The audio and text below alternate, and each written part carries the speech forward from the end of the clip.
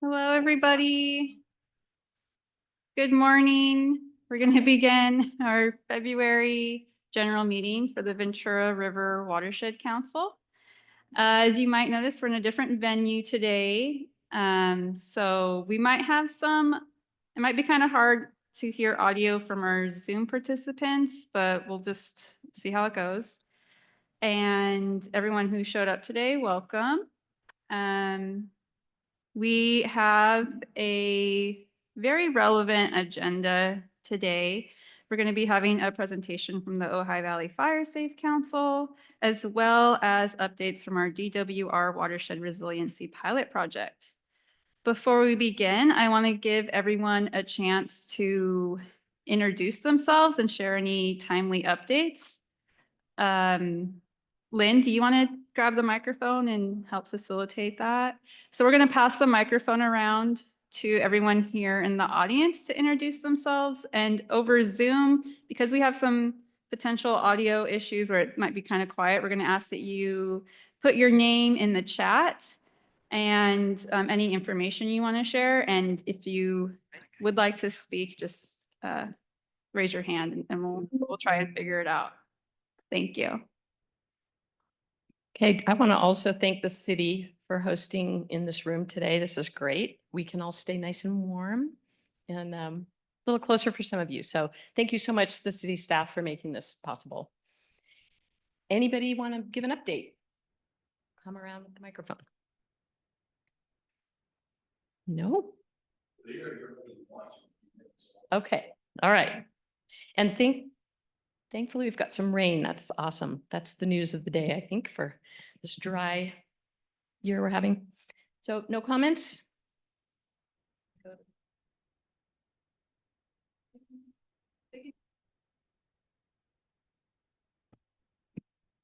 Oh, we're going to go around the room and introduce ourselves. Oh, sorry. Hi, I am Vivon Sedgwick, and I am the Restoration Program Director at the Ojai Valley Land Conservancy. Bruce Kubler, Ventura River Water District. Angie Heald, member of the public. Laura Schellenbarger. I'm a project manager for the Watershed Resilience Project with RCD. Sarah Mulder, Water Resources Manager for the City of Ventura. Hi, I'm Callie O'Connor, Associate Director at the Ojai Valley Fire Safe Council. Chris Danch, the Executive Director of the Ojai Valley Fire Safe Council.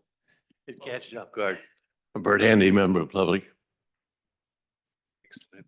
Brian Brennan with Casitas Water District. Start today. Got everybody? Okay. And I'm Lynn Rodriguez, also a project manager working with the RCD on the WRP project. Is this on? Yeah, okay. Thanks, Lynn, and thank you everyone in the room for introducing themselves. I'm Lauren, and I'm with the Ventura County Resource Conservation District, and I'm also helping with the Watershed Resilience Program. Everyone over Zoom, it's hard to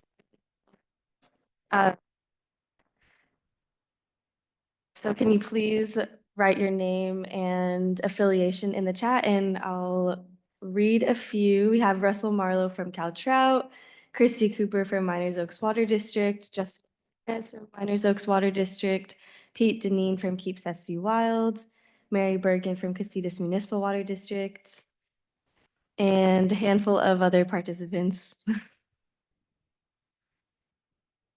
Okay, so next on our agenda, that is from the Ojai Valley Fire Safe Council. Chris, are you ready to go? Oh, Awesome. can I stand?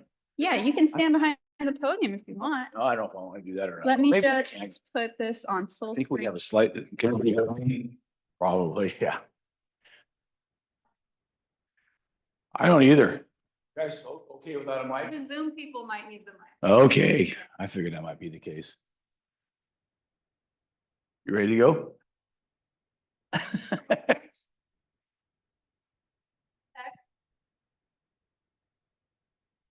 Tech. We need a tech in our office.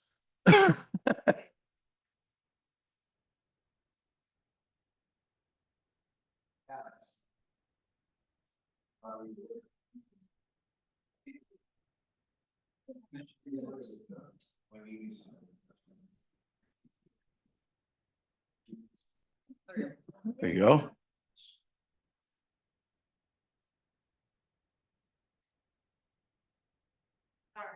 That's okay. All right. Well, good morning, everybody. Obviously, I'm Chris Danch with the Ojai Valley Fire Safe Council. Thank you for the opportunity to give you an update on what we're doing. We won't be talking about everything because that would be cruel to everybody in the room. So with that, next slide, please. Next click. There you go. There's a lag. As you've probably heard before, our mission is to help prepare our communities in the Ventura River Watershed to better prepare for, better respond to, and recover more quickly from a catastrophic wildfire event. And we tend to focus on that as those catastrophic fires, which are 2 to 3% of the fires, do 98% of the damage. So we tend to focus on that and try to approach it with a holistic vision. A key part of this strategy and why we're so happy to be part of the Watershed Council is that a healthy and hydrated watershed is key to fire resilience. Next, please.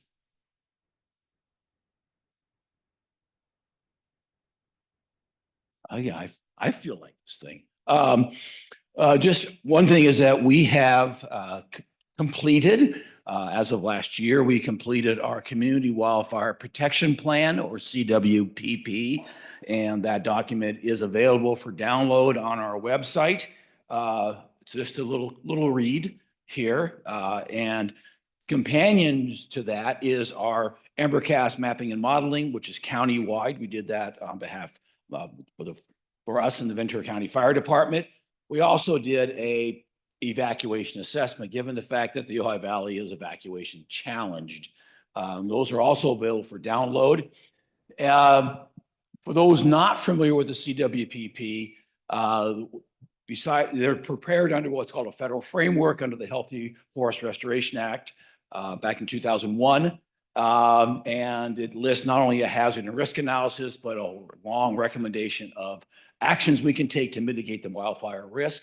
And very importantly is in the wildfire funding space, CWPs are almost a requirement of funders that you have it so you can show that you have developed your projects on a collaborative basis. Next, please. I like this delay. Yeah.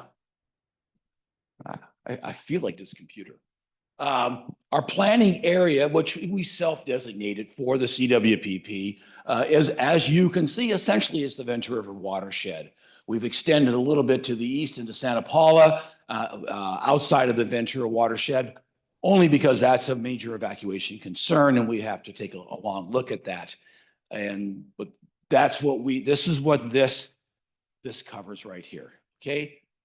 And also, because this is so weighty, I have long promised to do an executive summary of this to help guide people through this, and then go to places where, okay, I want to learn that, and not having to wade through almost 300 pages. Next. Well, I've been promising it now for almost a year, so maybe I should get on it. Though, given other lag times in my life, I'm way ahead of the game. So next, please. Oh, is it trying to go? The core working group for the CWPP was obviously us, Ventura County Fire, and our two consultants, Jensen Hughes and Kettleson and Associates. We had many meetings with our technical advisory group, and so you can see it was well. It's okay, you can go on.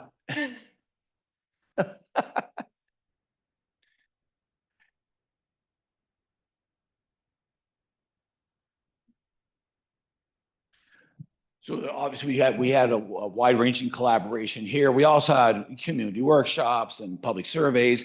The data from those surveys are in both the assessment, evacuation assessment and the CWPP. Next, please.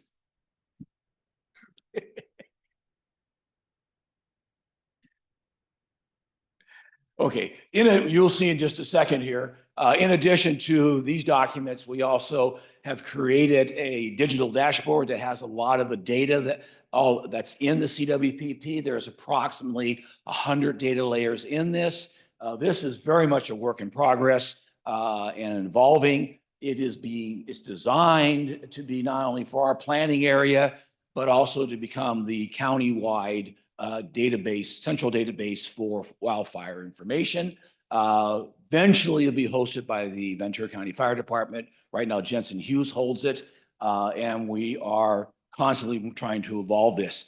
This is kind of fun to walk through online. There's some parts that are not running right now because they're still being worked on all the time.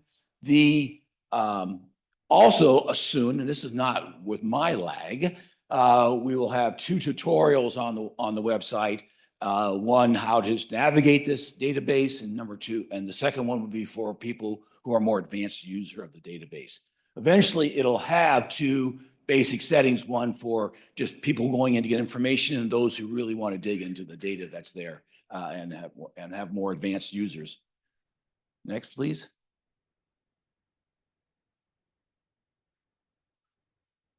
I think it's just another more of this so we can. Yeah, I think so. Yes. Yeah, that's the interactive portal. There's some fun stuff on there too, like fire histories and progressions with the slide bar and stuff. Next, please. Oh, you're working on it? Okay. So current projects, we're not going to talk about all of them. You can breathe a sigh of relief. On top is our Ojai Valley Community Resilience Centers project. We're very excited about this. We made a presentation to the council last year on this and where we are. We'll talk about that in just a second. And then we, of course, have our ongoing program of Graze Ojai, which is our community-supported prescribed grazing program. And we are just beginning a large field reduction project as part of the Ventura County Wildfire Collaborative, of which the RCD is the lead agency on that. And then we have this other stuff happening that, I go right down to the regional project prioritization plan, also hosted by RCD, funding from the Coastal Conservancy. And right now we're working on how to, when that data happens, how's that integrated into the dashboard. Next.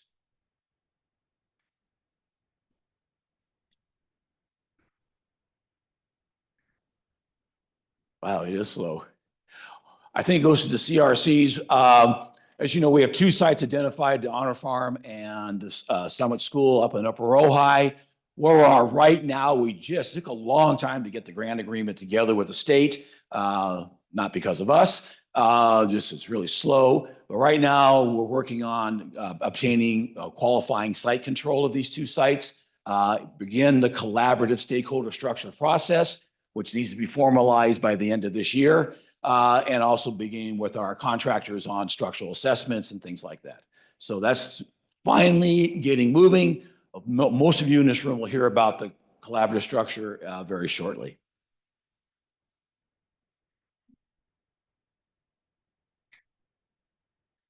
I think the next one is Graze Ojai. We've made a big effort with Graze Ojai to go to the next slide. This is from Gotober for those who made it last October. That was really a great event up at Besant. Is it going to the next one? It's on. So let's go to the next one. We've talked many times about the benefits of prescribed grazing, though I think I think that's becoming actually more and more important. We've had difficulty in trying to get the funding to sort of jump the scale up immediately. That may change with SB 675. We don't know what the effect is going to be on CAL FIRE to do that. But we're still holding on to the vision of this large-scale corridor that has the function not only of wildfire intensity reduction areas, but also looking at part of this bigger vision of improving the ecology and function of the watershed itself, which hopefully will eventually extend into the Teague watershed as well at some point, if we're lucky. You see Brian back there. Okay, next, please.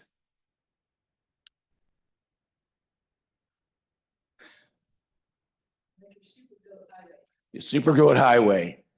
That was actually coined by, I believe, Susan Francini at a city council meeting. We were describing this just introducing this concept. And she goes, well, it's a Super Goat Highway. So it's stuck. Okay. One thing we are doing, we did receive a grant to begin to introduce grazing into our local public and private schools. We just had and we're working in conjunction with Grazing School of the West and Shepherdess Land and Livestock. That's Cole Bush and Company. And we want to begin to introduce the role of grazing animals in ecosystem health and economy. It's a two-phase program. One is to start having some field trips now and testing things out, establish the framework of how to get into the curriculum. And the second phase next year is to actually start to introduce actual curriculum. We're kind of excited about that. And it's also got the devious idea that the best way to get to parents is through their kids. So.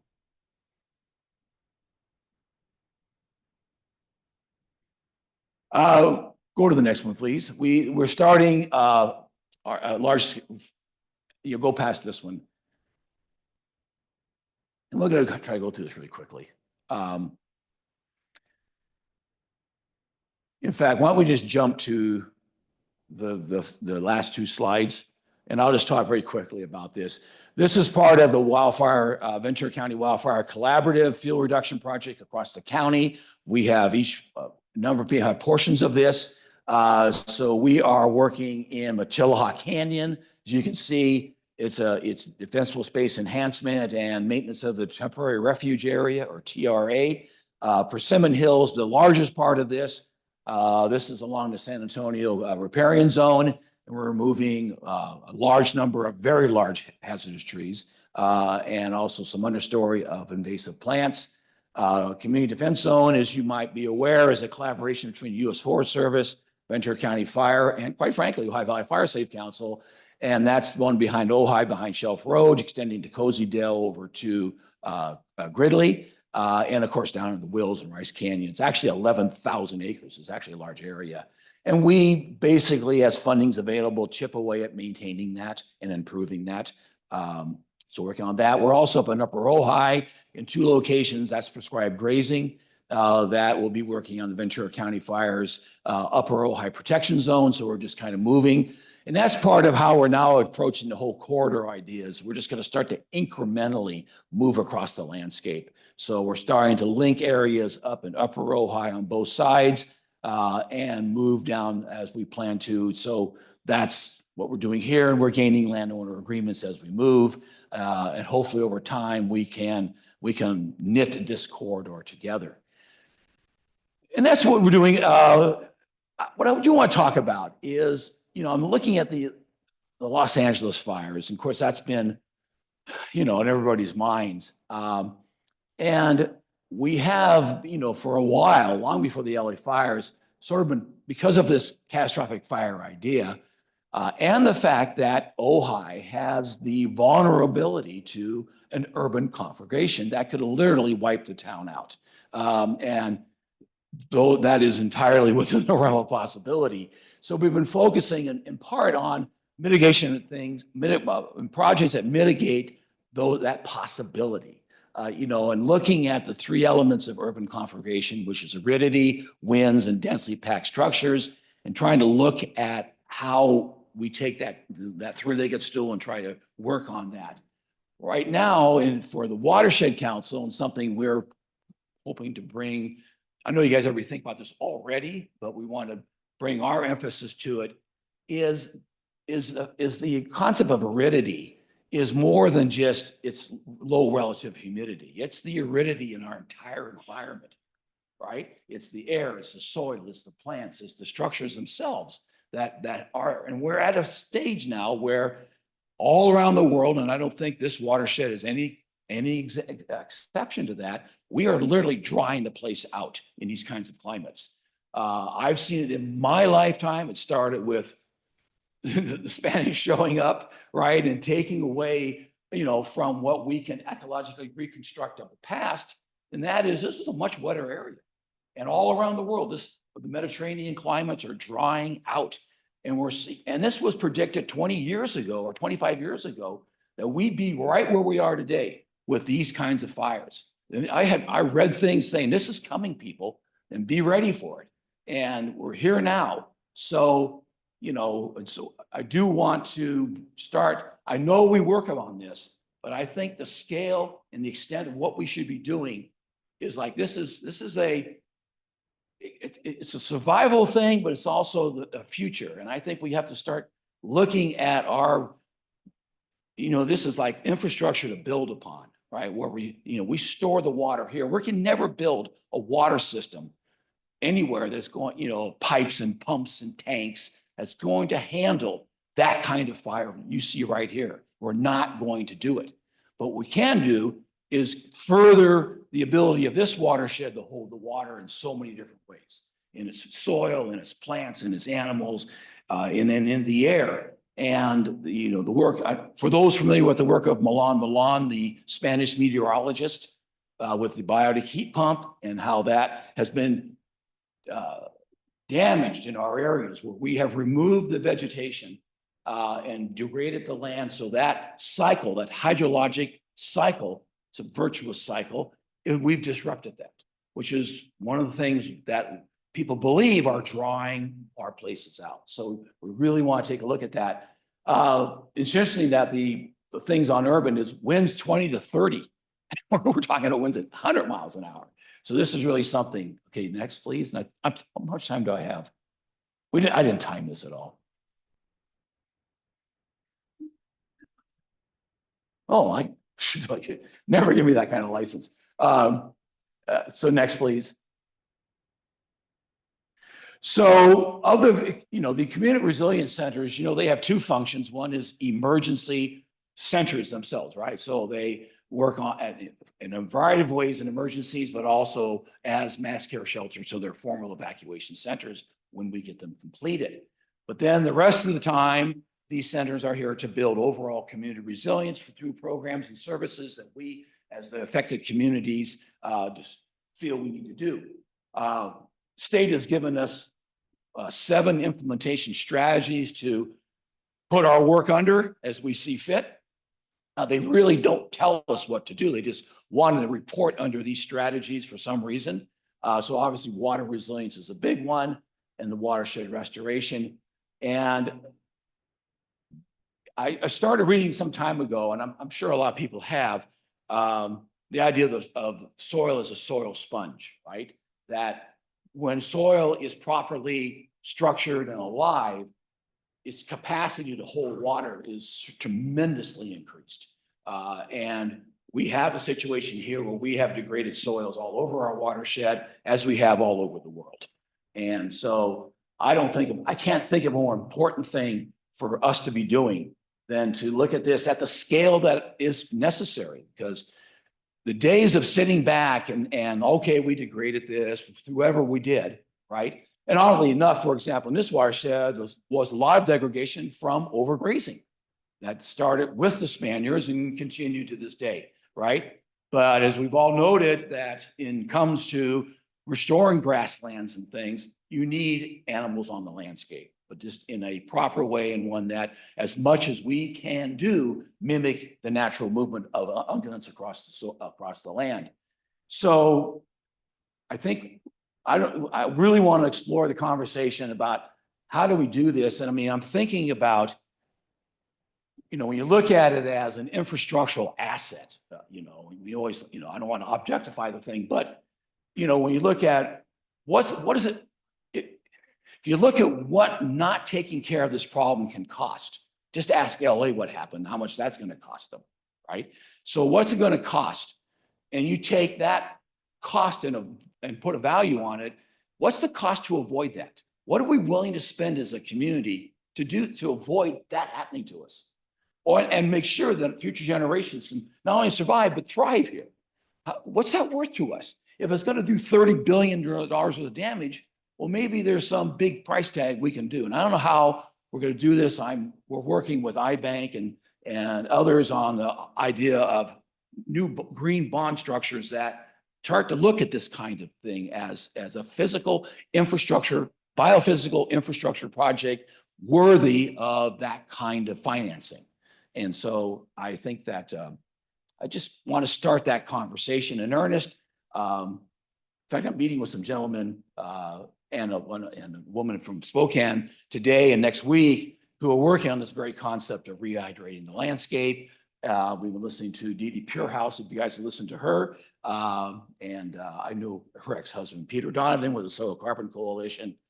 And I think this is something where we want to bring this conversation in earnest to the Watershed Council because this is critical. So if there's any questions or anything, I will put the mic down. Thank you. Mine first. Are there any? Yeah, if you have a question, if you're a Zoom participant, you can raise your hand and we can try and hear you over the microphones, or you can submit it in the chat. And then in person, Lynn, you can Okay, pass that. great. Thank you, Chris. All right. That was great. Yeah, Chris, I wonder if you could talk more about the soil sponge improvement and how that is reconciled with water use efficiency and requirements for water districts to make everyone more drought tolerant. Well, healthy soil has a structure to it. And what allows soil to hold more water is a couple different key things. Of course, one is the microbial action within the thing, the interaction with roots penetrating the soil and exchange of nutrients and water and all that stuff. But even more importantly, in healthy soil, you see there are a lot of spaces in the soil, right? It's not compact. There's filament in open areas. It looks like a web in there under a microscope. And it's in those spaces where water can be held. And then what happened, one thing we've been learning about is what people are calling the biotic heat pump that works in areas like this. So take, for example, that we have the moist air coming in off the ocean, right? And it hits the land and then it starts to move inward. And here we have a coastal range of varying heights going in. And as it rises up, right, it starts to lose that moisture. If you have healthy vegetation and that transpiration that's going on below, it continues to feed that air as it comes in. What also happens when plants transpire is they actually give off organic material that becomes the condensate for water to form droplets and be later come down as rain. So as it rises up, a couple things happen. One is that the very active transpiration actually has a cooling effect on the ground. And then as it rises up, it picks up this moisture. And as it moves across the slopes, it's replenished by the vegetation. And then that allows the moisture to stay in the clouds till they get to the point where they can actually drop rain.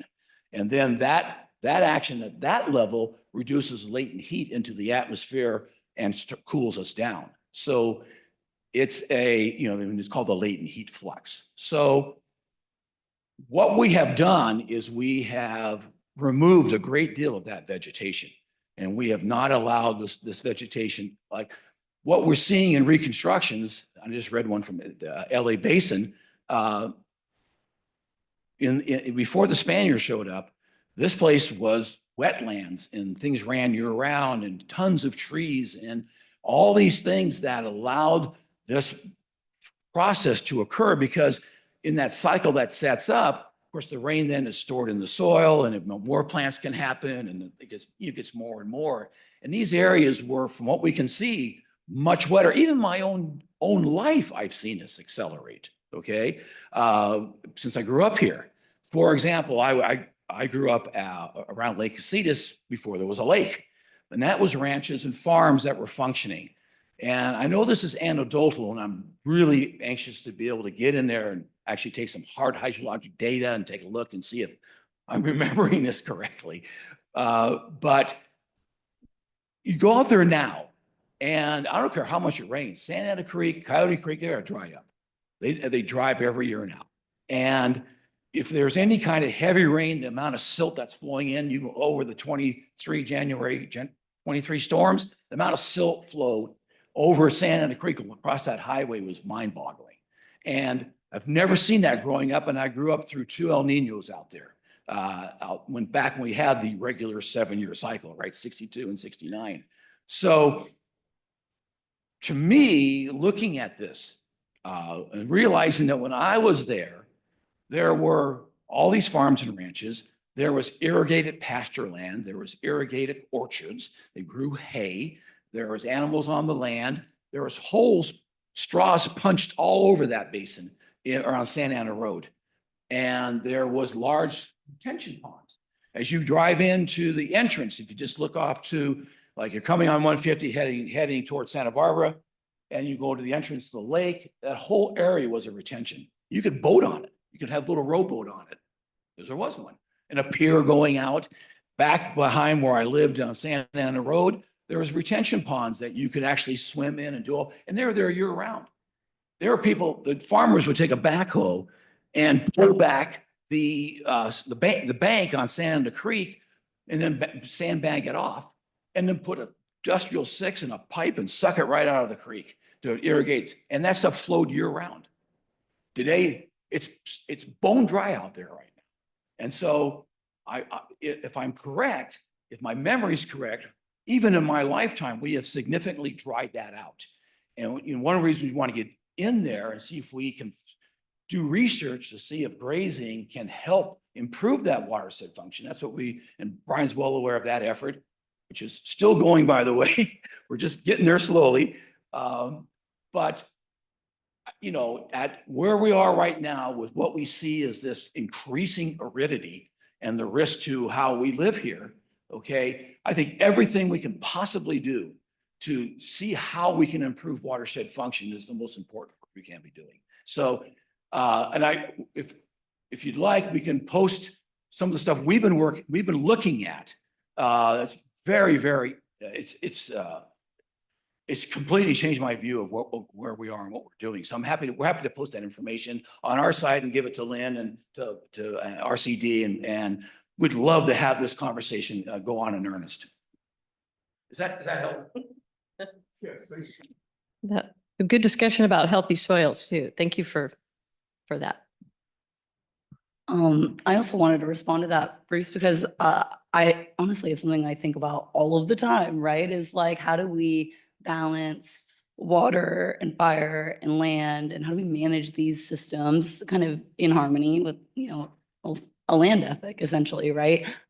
And one thing that your question really made me think of is like, as we're pulling out turf and, going to drought tolerant, let's say, like I know like Ventura River Water District has done a great job encouraging its constituents to do all of that, right? And to provide incentives for that.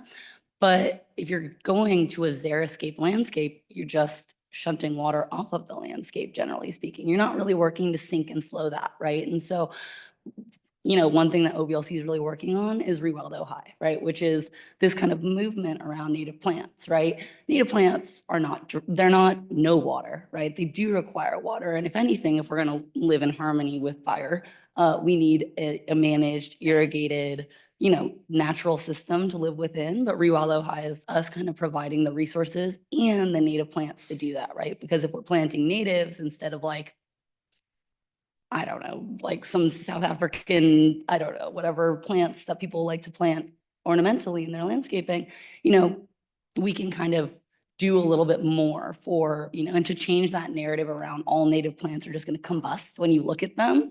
That's, I think, a really big push we need to look at, right? Because our native plants, they provide a lot more ultimate benefits, multiple benefits, kind of back to that nature-based solutions and slowing and sinking water, soil sponge. Like, I think about the yard that I inherited when I purchased my home, right? It's all xeriscaped, and all the soil is totally compacted and gnarly, and just planting a few natives in my front yard has just totally transformed the soil and actually allowed me to retain water on my property instead of shutting it off to the Happy Valley drain, which it used to do just with the lightest of rains. And then on the other side of that, it's the thought of orchards, right? Orchards in our valley. Well, if orchards are being pulled out because of multiple factors, right? Economics and water, and there's a lot of reasons why orchards are getting pulled out across our valley. What are we gonna do with those large landscapes? If we just let those become tumbleweeds and just mustard fields that are just gonna, once again, be totally combustible and be things that can just run water off the landscape, how are we re-envisioning those large pieces of land? You know, when I say large, I mean, we're talking Ojai large, right? Like, you know, 5 acres here and there, 10 acres here and there, but that really adds up. So that's my thought on that too, of like the soil sponge. It's like really thinking in that multi-benefit perspective. So I liked your question. Totally agree. What we're looking at is, you know, think of the permaculture concept of water and, you know, we want to slow it and spread it, right? And that's one thing that vegetation does. And we need to do that on an ever increasing scale to get back. And I'm thinking more about what I've seen living here. And for those of us who've been here for a long time, you remember, for example, Miramani, where the trailer park is. That was not just a wetland. You could actually boat there. And I used to fish and hunt duck in flat bottom boats, right? And we filled it in and we built a trailer park on it. And we've done that. We began to channel it. The Happy Valley Drain is a great example. We began to consider water runoff as a thing we needed to get rid of. Instead of spreading and soaking it in, we started channeling. And I remember the massive building of channels when we were young, right? They start putting these things in, which also changed the hydrology of the Ventura River, right? Instead of it being sucked up on the land, now we're just shoving it in there you know, as a storm drain. And for years, Ventura River for decades was treated nothing more than a storm drain. You know, remember they used to plow it from after the 69, they plowed it, they bulldozed it from all the way down. It was just a stripped, molded channel, right? I remember, and I was just like, wow. And so the comeback of that has been very, very, very, you know, moving to me to see that come back. But when we do channel waste storm runoff into that river, we change its hydrology. We increase the rate of flow, we increase the sediment load, and of course, how fast water is moving is how much sediment it can hold, and it becomes more, you know, it grinds away at the bed and the vegetation that's there. So we have this paradigm shift, if you want to call it that, is, you know, we don't manage the water that hits our landscape as the resource it is. We look at it as something we got to get rid of and move it out to the ocean. And we really have built our environment to do that. And I think that it's so key. And one thing about this heat pump effect we're talking about, we may not be able to change the climate around the world, but it's shown that this actually affects local weather. And that can include, I don't know if we had summer rains like Spain did back in the day, because we don't have hydrologic records that have that. But we do know it was a much wetter environment here. And so we should do everything we can to move as much as we can. We got a lot of stuff in the way. We you know, I don't know if we could ever get back there, but I think we should make every effort to move in that direction, if that makes sense. Thank you for that. That was a great conversation. I'm glad we are recording this because I think this is an important conversation related to watershed resilience, really important. We have an agenda that is calling for this item to end and take a break and then go to the watershed resilience project update. I think that we have scheduled to go as late as 11:30. Is that right? And we may not. 11? Okay. Okay. So we can't, these are great pithy responses. We really appreciate your, you know, how much knowledge you have and how you've opened up. These are great questions. We do have a couple of questions online, and I think maybe in the interest of time, we should not take a break. Is everybody okay with that? We'll just go through. And then you can stick around and chat with folks if you want to network afterwards. Shall we take, you want to read, how many questions do we have online? We just have one general question. It's very sweet and endearing. It's an announcement and a question, honestly. Does anyone have a need for an intern this summer? a first-year master's student at the University of Michigan studying geospatial data science and environmental policy and planning with a focus in water resources is looking for a summer internship on the Central Coast. Oh. And this is from Katie McShirley. Yeah, Okay, We'll share- a we'll share solid the contact. potential. it's awesome. Oh, Right? oh, okay. Chris, I had like some questions. One, I just didn't think I'd be able to ask them. It said that you received a lot of funding for fuel mitigation projects and supporting community resilience, but are there any other barriers you typically encounter with this kind of work?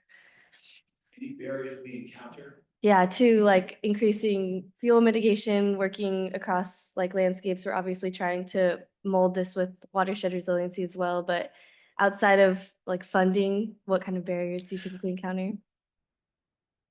Well, there's a number of, I mean, one of the problems from a funding standpoint, obviously there's money in the wildfire space more than there's been in the past, but there's also a great deal more competition for it as well. So even when I first started with the Fire Safe Council in 2019, for example, the main funding was the State Fire Assistance Grant, which is a very small USDA grant.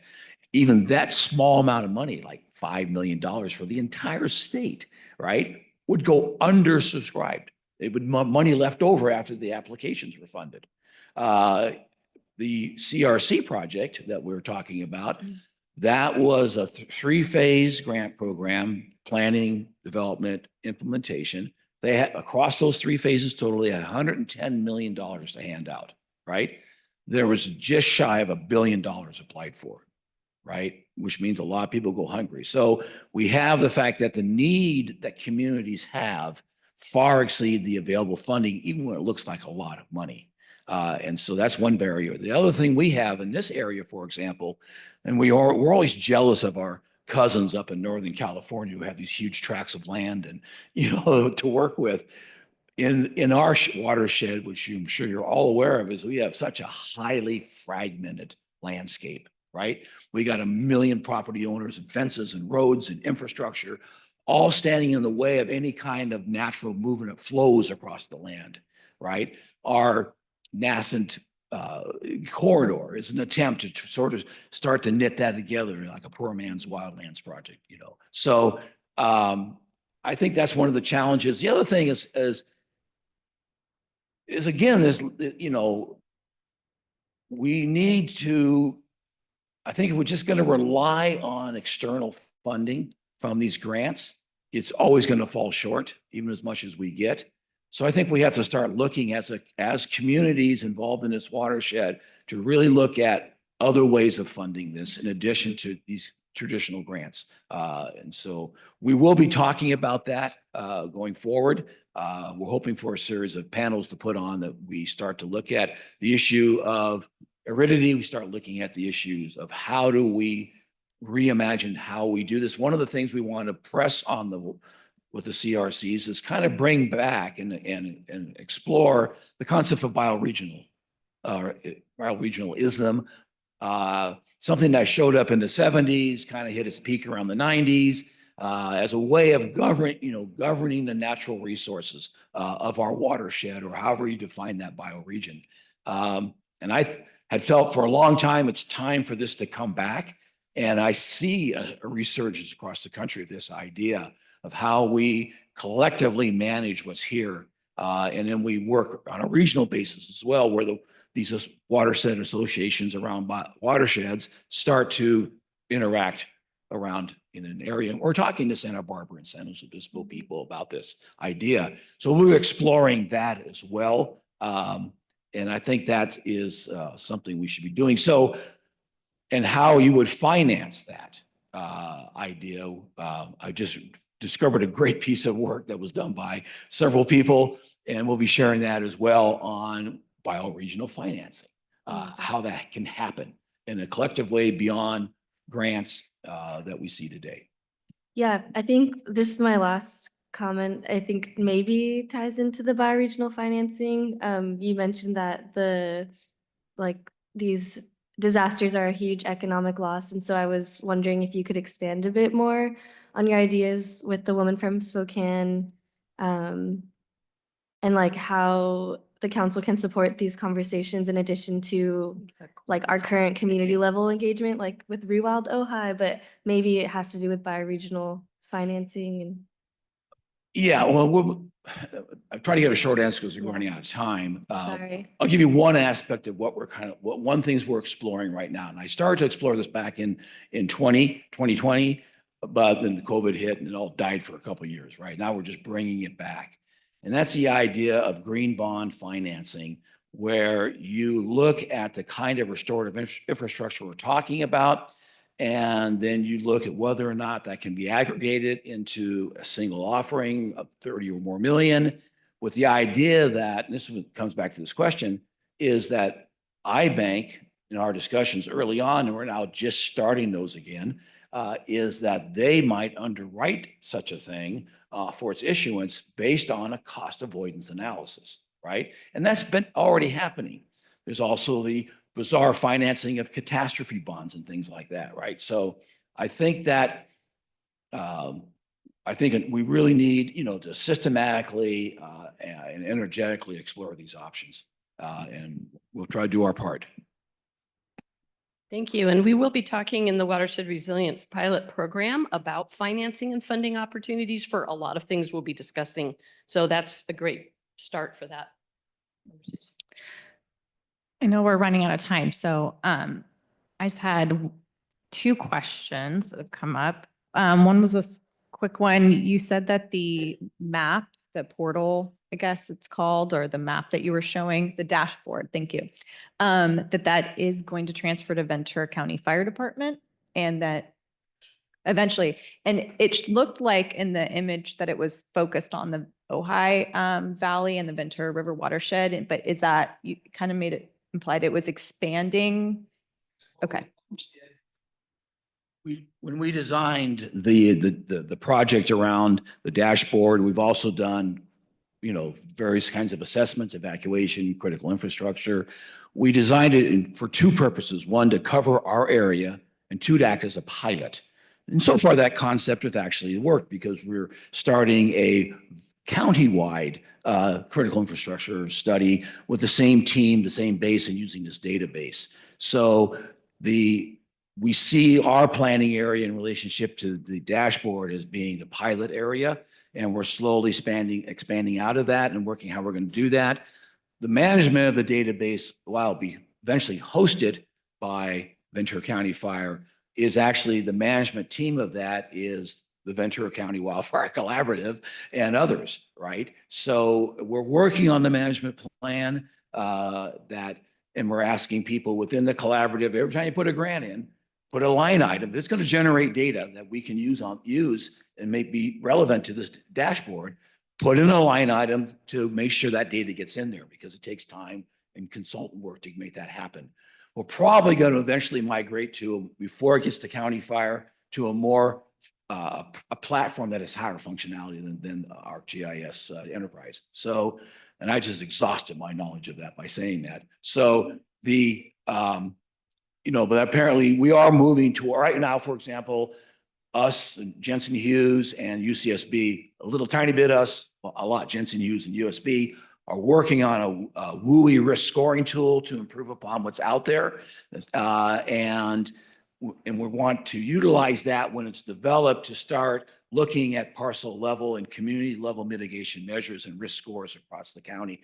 And that the dashboard will have eventually an interactive element down to the parcel level, and also perform services such as tracking and documenting mitigation measures and their effect. Over time, that might give us enough data to show that this has predictive qualities. We constantly use the dashboard and that data to calibrate these models.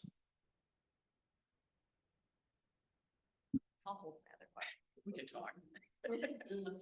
Well, I'm glad you brought up the dashboard, because we also have our GIS component to some of our other tasks. And so we'll come out of this Watershed Resilience Program with a variety of different interactive mapping tools with layers. And it's great that you're doing such a comprehensive one, so we don't have to maybe do as much on the fire side on the other stuff that we're doing. So. Yeah. Sorry. Okay, I have to ask because Chris, you know, I have a lot of feelings and thoughts about this. Your grazing, oh yes, your grazing corridor that you mapped up there. So I'm wondering, you know, we talked a lot about like soil sponge improvement and watershed health. How does grazing in the riparian areas improve watershed health? Actually, there is a growing body of evidence up north that, because our grazing corridor is looking, as I've told you before, looking at those flashy fuel areas that are actually were previously cleared lands for grazing over the last 150 years. And that's our main target there.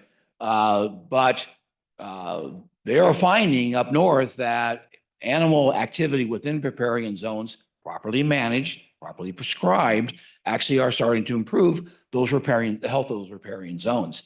And the older concerns of E. coli and stuff like that are not really, that's not proving to be a problem at all. In fact, the levels of stuff coming from that. I mean, you know, we were talking to Sonoma, which is well ahead of us on this, and they were saying that, you know, there's more E. coli from native animals down there than there is from the sheep they have and goats they have down there. So what species, what subspecies, the proper prescription for that, and when to do it and when not to do it is something that's a growing body of knowledge to do that.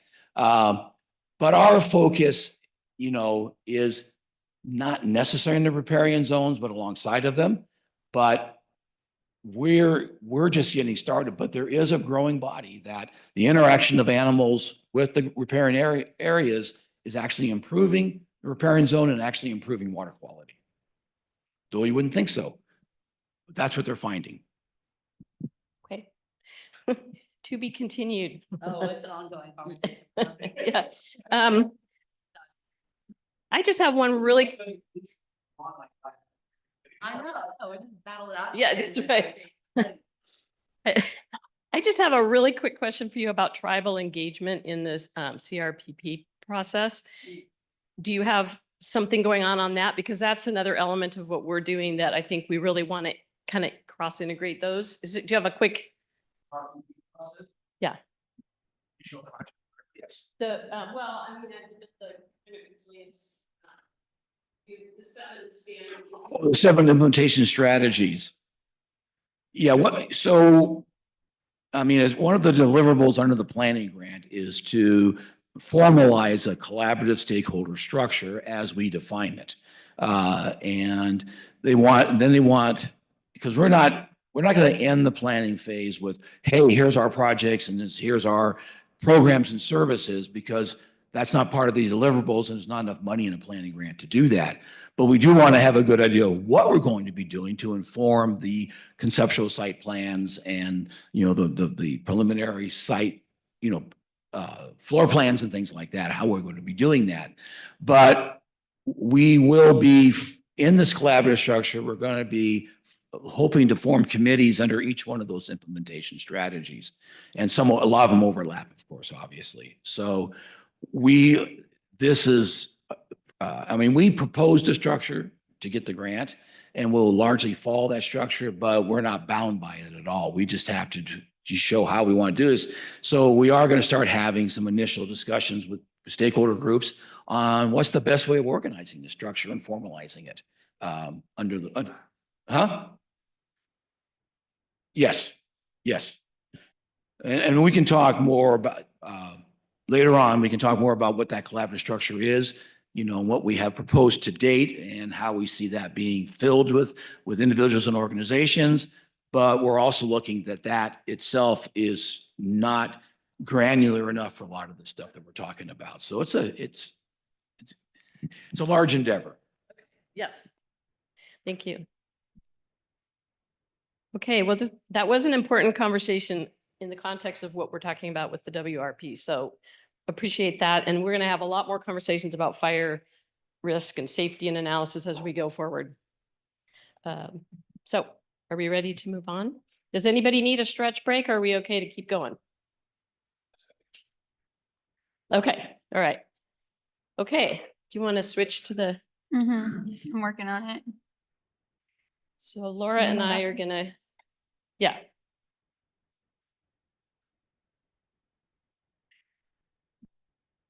So we do have a PowerPoint that summarizes what we've been up to since our last meeting, which was on December 3rd, I think. Yeah, yeah. No, I can't see it, but Lauren. Yeah, so if you can go to the next slide. So some of you are really engaged in what's going on at a little bit more level, higher level because, or I should say more close level because we've engaged the leadership committee now on this process and they had a meeting last week. So we'll talk a little bit about that. And I don't know who's online since I didn't bring my laptop, but hopefully some more of the leadership committee members. We have a few here. And we'll be talking about what we discussed last week. So we have been busy and we're just going to share kind of an update where we are with the consultants, onboarding consultants that are going to work with us, and an overview of the leadership committee and the new WRP advisory group that we are forming from the leadership committee. And then the schedule and for things that we're going to be doing going forward after this meeting. And we're going to continue to have the Watershed Council meetings every other month. That's not changing. It'll be on the same schedule. There will be regular agenda items like there was today. The Fire Safe Council presentation was just a regular presentation from our membership, but it closely aligns with what we're doing in the WRP, which is great. So this is just a really quick overview of what we've been doing. We've continued to meet with partners since our last meeting, working really closely with our two consultants on the scope of work for what they're going to do so that we can efficiently get all of the work done that needs to be conducted. Last week, we had our leadership committee meeting focusing primarily on how the leadership committee will engage at a deeper level on advising and reviewing the material coming out of this grant and the work of the consultants. We're continuing to engage with other programs. And I mean, I could say many others, like working with Chris and Callie on the Fire Safe Council. That's another area where we're going to closely collaborate. But we've also been working with the VRIF project, which you know is a really important project in the watershed. Another project, the Landscape Transformation Turf Replacement Project, which maybe in light of today's discussion, you know, we want to really get together with that team and talk about opportunities here so that we're not at cross purposes with each other. And all the EPA funded Rivers to Ridges project, which is a lot of education and involvement with tribes and other communities in the watershed. So we're going to continue to work closely. We'll give a little update on where we are with tribal outreach, but we have had some meetings and we're really working to build relationships, strengthen relationships we already have with members such as Julie Tumamite Stensley. We've been meeting quarterly and on a regular basis with DWR staff, monthly as well, and then with our pilot cohorts across the state so that we can learn from each other. So that's kind of a summary of what we've been doing so far. Do you want to do the next? So as a reminder, the DWR Water Resources Pilot Program emphasizes engaging key water sectors to ensure a comprehensive and integrated approach to watershed resilience. Reminder, water sectors that are emphasized in this program are water supply, groundwater, flood management, water quality, ecosystem resilience, recreation, and hydropower, which we don't have in this watershed. So in order to have a structured approach for having an advisory body with decision-making ability to help us refine the key elements and materials and outcomes of this project, we discussed having the role of the leadership committee, the existing Watershed Council, as an advisory body. And just to back up again, real quick, there's a note up here that, so a reminder, we are having an engaged watershed network is critical to this effort as part of an emphasis in the DWR grant and equity and inclusion. At an earlier meeting in October, we came to this Watershed Council and it was agreed that we could utilize the existing Watershed Council as the network for this project. We will be also looking to expand the watershed network and engagement, so it's not just limited to the current Watershed Council, but just to remind you of that. And so it made sense to look at the existing leadership committee of the council as a potential advisory body. In that discussion, we recognized that there'd be a need for potentially expanding the leadership committee to ensure that equity and diversity of perspectives, also considering expertise and technical expertise that we could benefit from and having on an advisory body. So earlier last week at a leadership committee, we made a proposal to the leadership group to form an advisory body for the purposes of the Watershed Resilience Plan that would use the leadership committee as kind of a starting point and then build upon that. You can go to the next slide. Again, we are required to have written policies and procedures. So an outcome of that meeting was to form an advisory group that will consist of the leadership committee plus additional advisors. We did have some discussion about who those additional advisors could be, what organizations and representation we might want to make sure we try to include. We also nominated a chair. Thank you, Vivon from Ojai Valley Land Conservancy, volunteered to be the chair of this kind of work group, this advisory group to maintain continuity.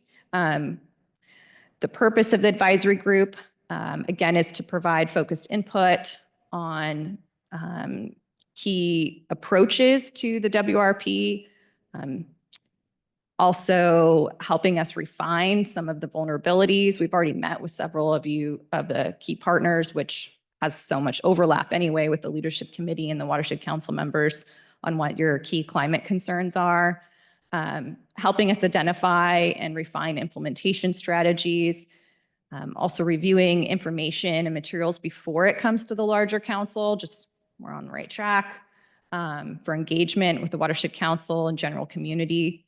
And then we will also be developing a decision-making structure to clarify the advisory group's role and the Watershed Council's role. This is not to replace the Watershed Council in any kind of way in having a say and voice in the development of the WRP. It's only to help facilitate us getting to kind of more refined deliverables and moving along in our steps. So the advisory group will also be meeting probably every other month is the plan, just like the Watershed Council, kind of working in parallel along those meetings. The next meeting is scheduled they'll be meeting on Mondays, March 17th, 2 p.m. They'll be all virtual. We will be talking about some written policies and procedures.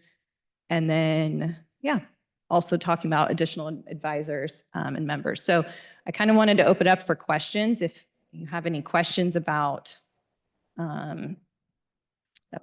this and if any interest in participating too in the advisory group, or, the door is open for that.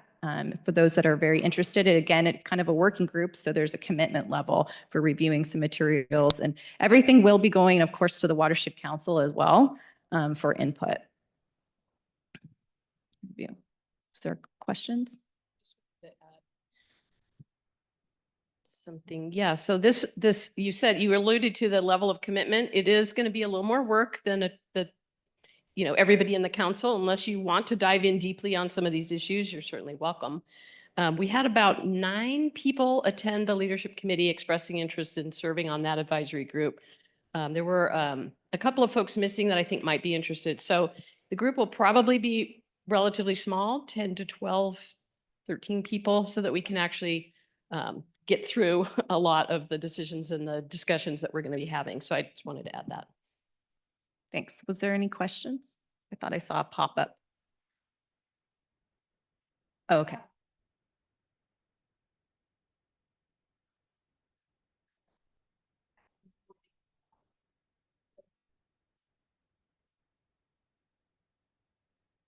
I don't think there's any hard restriction on when anyone can join the advisory group. Yeah. And remember, this is only for the term of the Watershed Resilience Project, and it does not supersede in any way the leadership committee or the existing leadership committee's role for the council purposes. Just to clarify, if there's any concern about that. And remember also, this council has generally always functioned as a consensus-based decision-making, and we have no intention of changing that either. So we hope to move forward with a similar consensus based decisions for the WRP. So next slide. So just going forward as some next steps for the Watershed Council engagement, that the Watershed Council remains the broad network. Again, that's on here, some upcoming key dates. We're here at February 6th already. We will be having our first, sorry, it says work group, but advisory group meeting in March. And then we'll be having more of a broader council meeting, Watershed Council meeting related to the WRP in either late March or at the already scheduled April 3rd Watershed Council meeting. And that will be focusing on network engagement and a visioning workshop, vision for the WRP and kind of goal setting. I'm not going to preview that in the next couple slides, but that's something we really would like to see everyone at this meeting's participation in, because that will be, it's kind of a critical step in the network and everybody helping inform this process. And again, work ahead, we have our consultants starting in the next week or so. And then we'll also be working on some survey questions to go out to organizations that participate in watershed resilience and stewardship in the watershed, working with CAUSE to work with some of the underserved communities, continuing tribal engagement, and some of our deliverables. You can, next slide.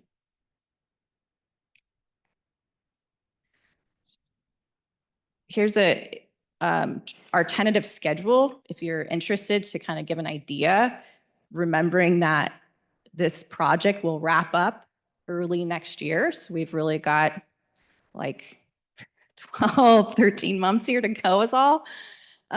So we have here just kind of an idea of, for this group, the Watershed Council, if you're interested, any of those blue boxes right there relate to workshops or more involved meetings with the Watershed Council. Not to say that we wouldn't attend if there are other Watershed Council meetings we might come to, just provide an update similar to this.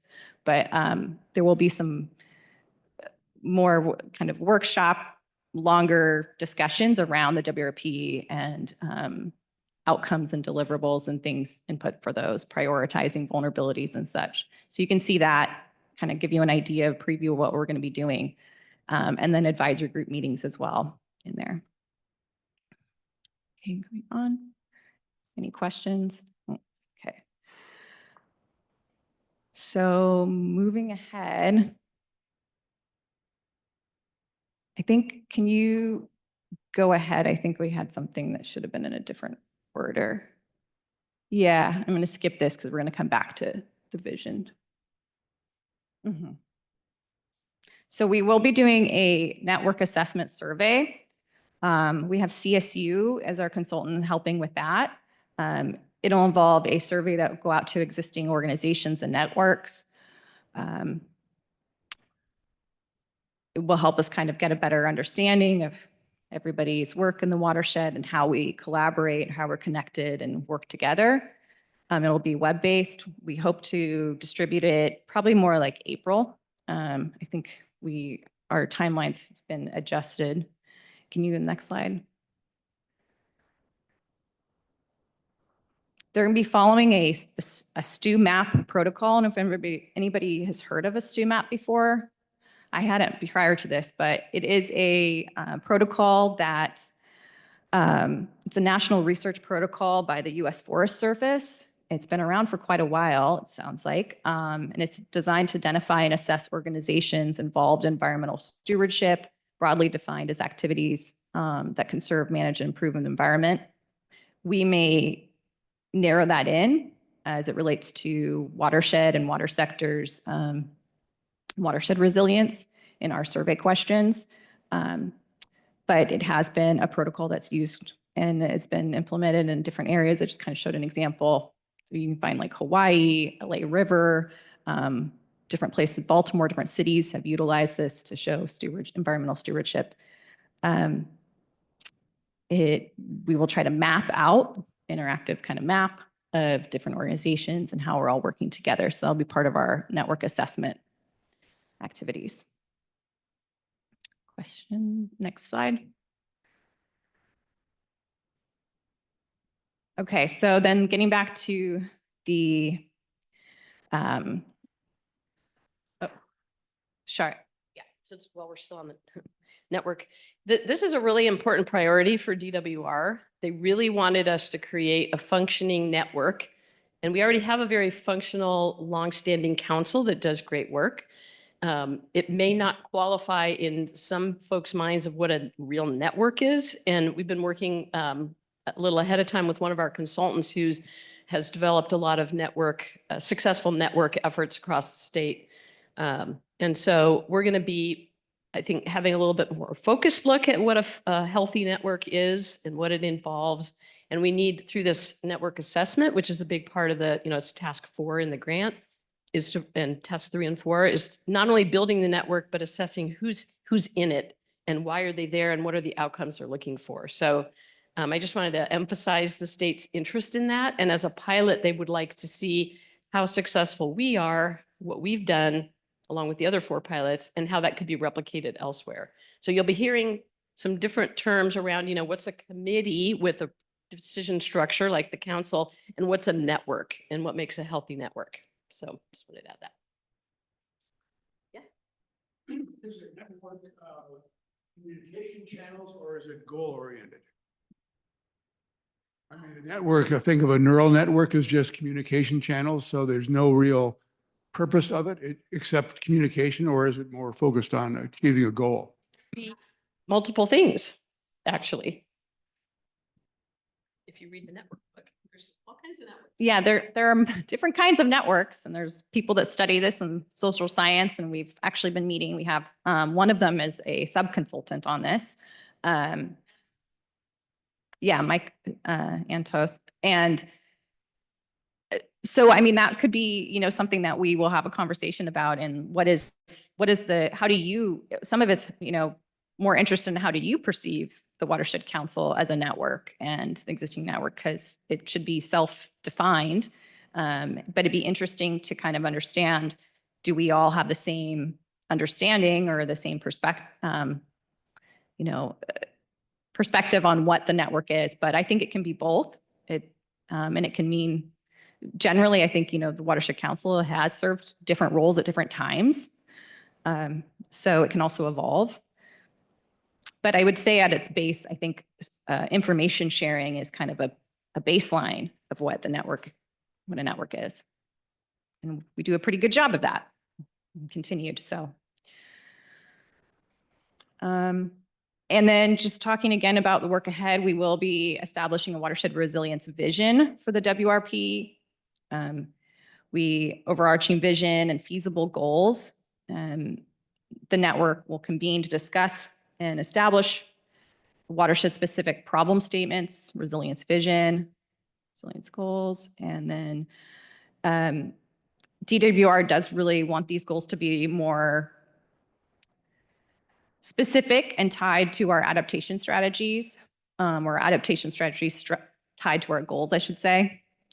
So we have talked at previous meetings, we kind of shared quickly an overview of the watershed management plan, Ventura River Watershed Management Plan goals, the IRWM past goals and vision as sort of examples. And just as a kind of preview or overview is common themes that we see across watershed resilience plans. This was through some kind of looking through what other existing watershed management plan types of themes and goals.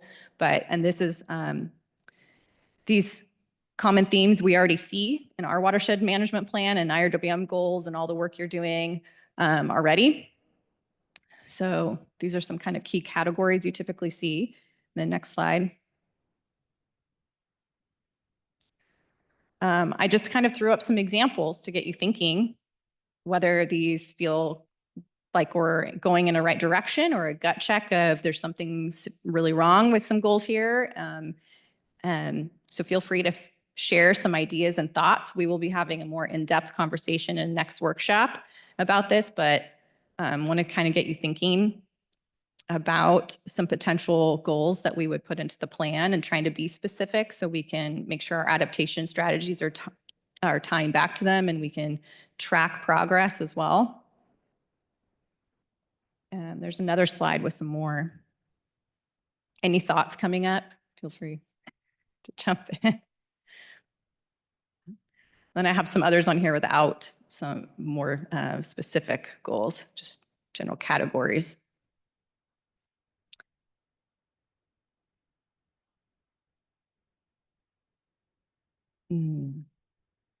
So one thing we wanted to kind of bring up too with you all, this we'd like to hear if you have any feedback on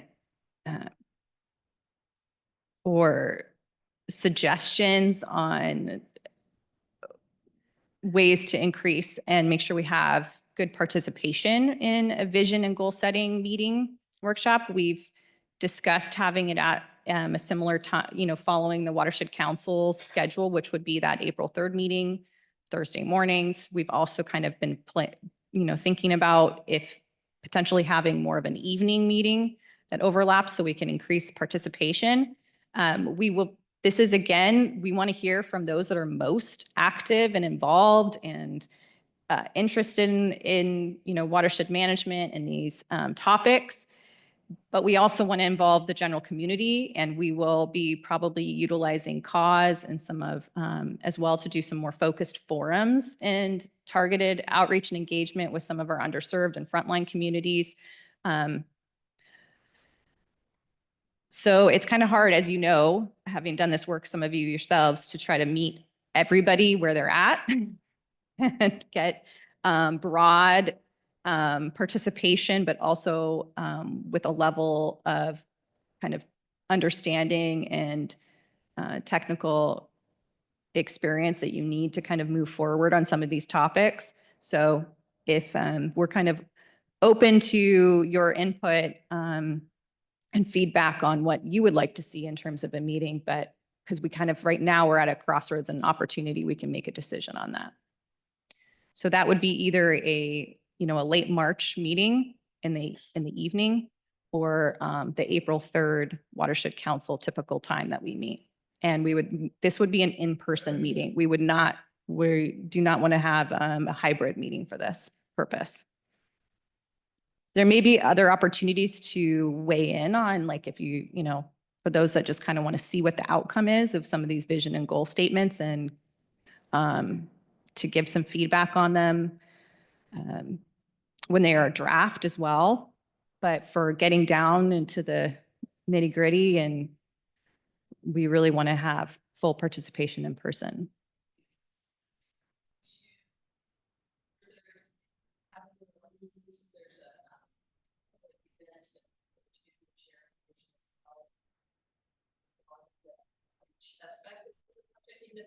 For like when we get into the outcomes more, yeah. It's not just going to be limited to just a couple of workshops, but still go out and do other things. Yeah. So, well, one really great group that I saw in the chat, the Ojai Valley Green Coalition. They, I forget who's in there. Maybe her name is Katie. She basically last fall, they held two community brainstorming workshops that was really well attended. I mean, it was Chris, you were there. It was 50 people and really well attended. It got a really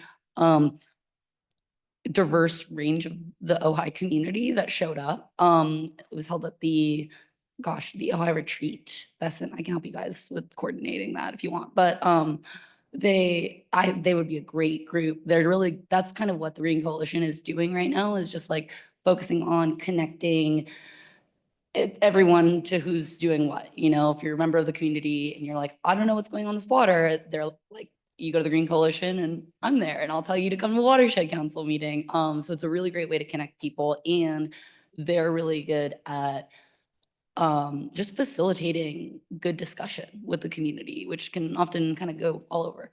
So that's one that was in my brain. And then for kind of an upcoming, just like hosting our own kind of evening meeting, I think it's a great idea. Another one too is definitely more of the targeted outreach to like specific communities, disadvantaged communities, and you know, in the ag community in Ojai is a really big one that, you know, will maybe require some more focused, targeted outreach. So we can talk a little more about that. Thank you. And I just wanted to make a comment about how much, yep. Not yet. Are you a member? Would you like to be our link? That would be awesome. Yeah.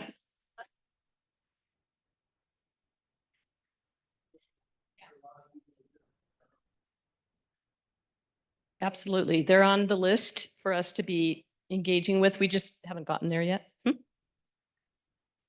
Oh, the Association of Water Agencies and who they are. Yeah, that's a long-standing group that's been in the county for many, many years, and it represents the water interest, water sector, water agencies, small and large. They have subcommittees. There's also a lot of consultants that participate in that. Some of the Association of Water Agencies of Ventura County.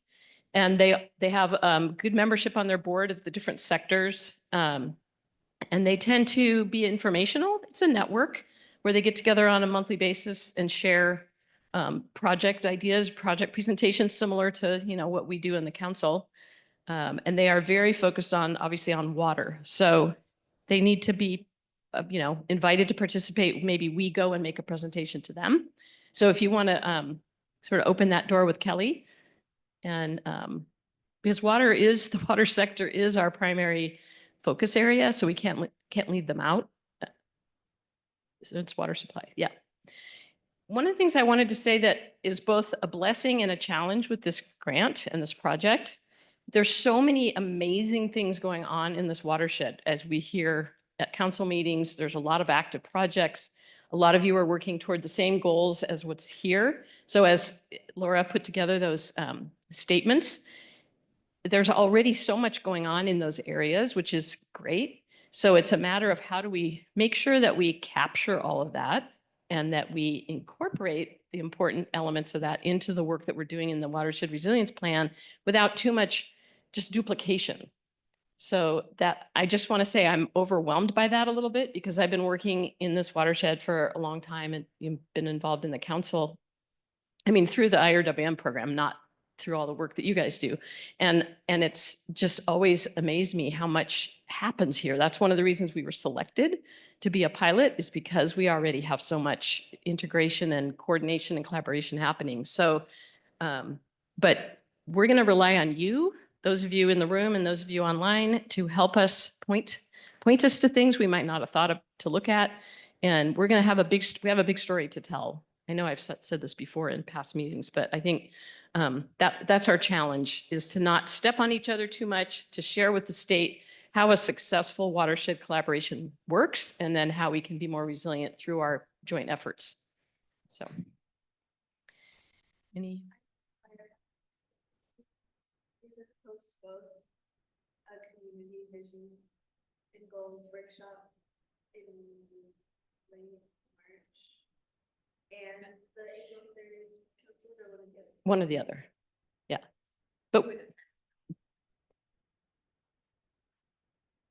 But we're still open to other avenues for input on vision and the problem statements. We can't get everybody together at one meeting and call that enough. You know, we have to, through the surveys, we might ask some vision related questions in the surveys that are going to go out. So we'll have different avenues for getting input. Is that the end of the slide? Do we have any more? Okay. Do you want to go forward when there's a question? Yeah, these are the general goals. Oh, okay. This is just going back to some more generalized goals without the sub bullets that are more specific.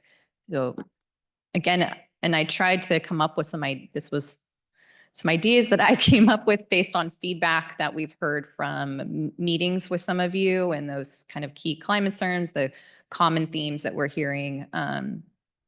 Fire resiliency obviously as being one of them. Flood impacts to water infrastructure was another highlight. Of course, all of these things are really important.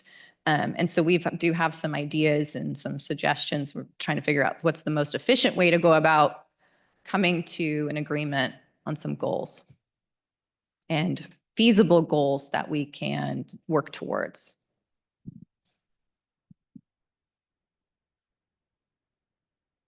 Yeah, sort of a shameless plug for the Community Resilience Centers project.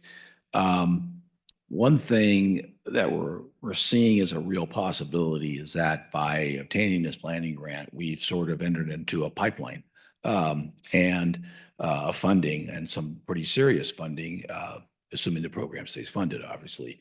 But so let's think about the fact that, you know, we've all seen that having physical locations for people to gather and feel part of something is actually very important. So you want to keep in mind that we have this beginning program of these actual formal centers. And so let's keep that in mind as we move forward, is how can we best utilize this concept, right? We've always, from the very beginning, long before we even talked about with the Watershed Council, we thought about this, basically these centers being focused, you know, on a watershed bioregional kind of construct. And we, you know, even have a vision of walking in the door of the center on the Honor Farm, assuming we can change the women's jail. And you basically enter a hallway that maps out the entire watershed and its history. You know, so very much try to raise people's consciousness about where we are, and that this incredible thing that we have right here and what can be done. So, you know, it's more, you know, most people through their lives and never think about this stuff at all. You know, so we're looking to change that. Great. Thank you for that comment. And through our conversations, I think it's come clear that having, whether it's community meeting space, whether it's having a robust network,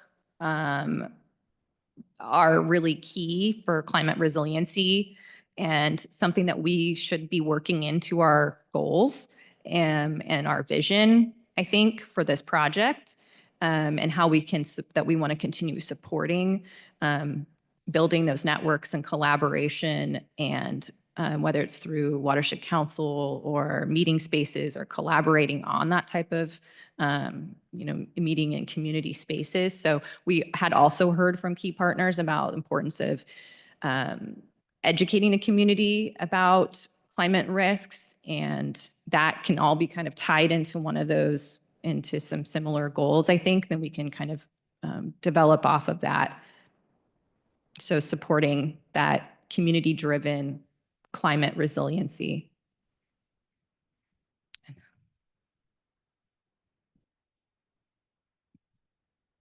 Anybody have any other thoughts, questions? We're actually wrapping up a little bit earlier than we thought we would. We have a few more minutes if anybody wants to. Well, okay, I opened that door. Please, if someone else wants to say something, I'm happy to be quiet.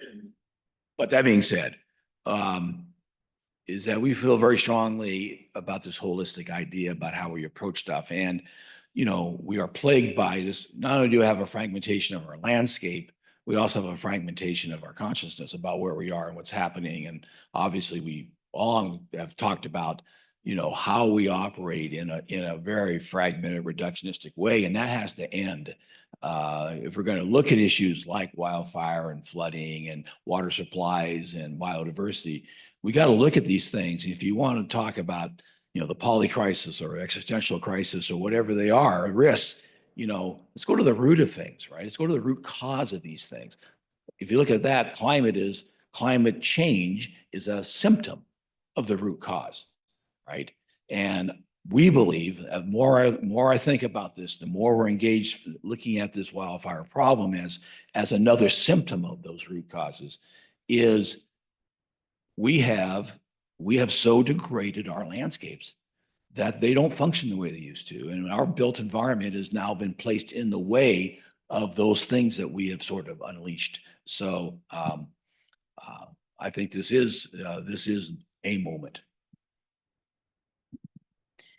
I also wanted to thank you for bringing up the LA fires, because I think the LA fire situation turns the heat up, if you will, no pun intended, on what we're trying to do. And it's near and dear to my heart because my hometown burned, Altadena. And so just seeing that happen is something that was inconceivable to ever happen in all the years that I lived there, or, called that my hometown.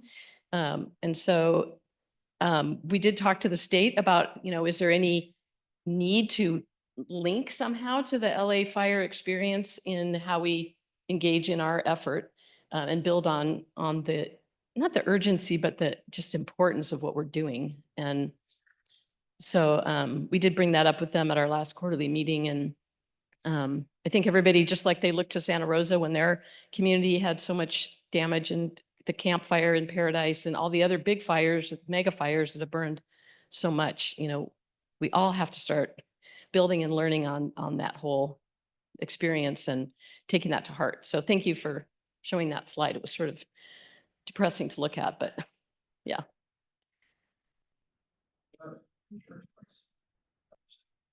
Yeah.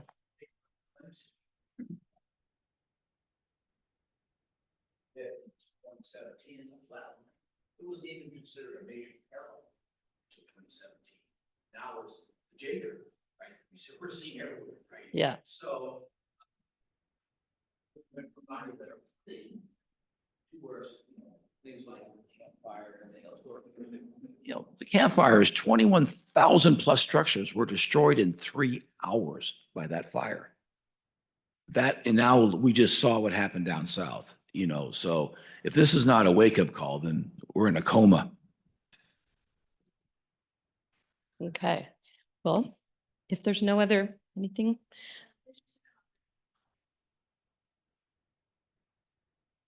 Yeah.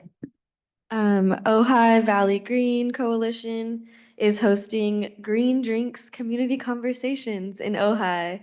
And they said to see the Ojai Valley Green Coalition website for the schedule. Everyone's welcome to join the conversation. It's on Saturday, February 8th at Three Birds Cafe, I believe, in Ojai from 8:30 to 10 a.m.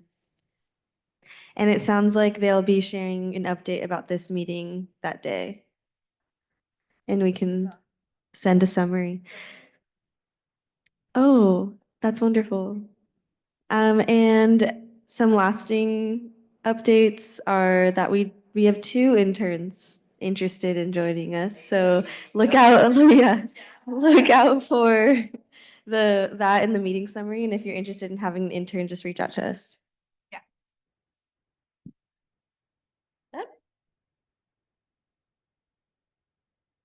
Yeah. Okay. That is the end of the presentations. Thank you guys all for your engagement and participation today. Our next meeting will be in April, April 3rd, same time, probably not the same place, might be our normal venue. This is just a special courtesy from the city of Ventura. So we thank them very much for this. But yeah, keep a lookout. I'll probably send out a recording either tomorrow or early next week. Thank you.